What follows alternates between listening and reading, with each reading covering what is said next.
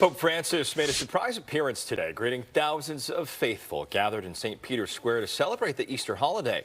Fox's Madison Scarpino reports.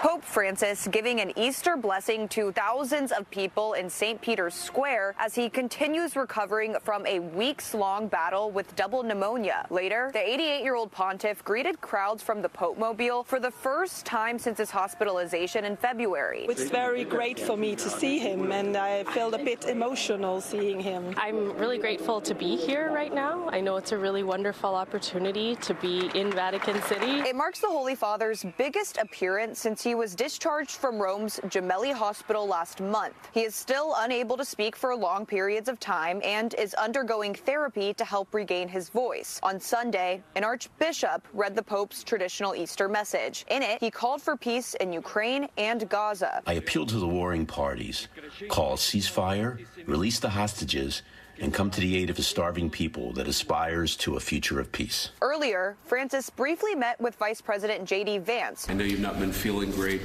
but it's good to see you in better health. The two have been at odds over the Trump administration's immigration policies. In a recent letter to U.S. bishops, the Pope warned the forceful removal of migrants from the country, quote, will end badly. While in Rome, the vice president also met with other top Vatican officials and the Italian prime minister.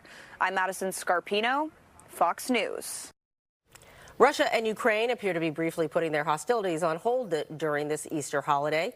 Early today, the two countries held their largest prisoner exchange since the Russian invasion 3 years ago. More than 200 Ukrainian soldiers held in Russian captivity are now returning home in exchange for hundreds of jailed Russian troops. This exchange came as Moscow announced a surprise temporary Easter ceasefire. We assume that the Ukrainian side will follow our example. At the same time, our troops must be ready to repel possible violations of the truce and provocations from the enemy. Ukrainian President Volodymyr Zelensky posted this statement on social media in response. He called the truce, quote, another attempt by Putin to play with human lives. But Zelensky called the prisoner exchange a step in the right direction. It was an early